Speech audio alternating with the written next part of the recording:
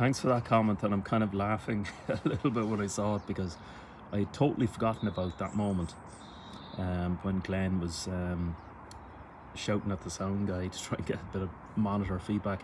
And as well, I thought it was very unlike him because I've never seen that from him before. I've been going to that bus now for 10 years and I've never seen a moment like that. And in some ways, in a sad way, it kind of shows where the busk has gone, because it started at just the side of the street with no amps, no microphones, nothing. It was just people standing at the same level as the crowd and busking it just with a guitar and singing it with no help whatsoever from anybody or any device.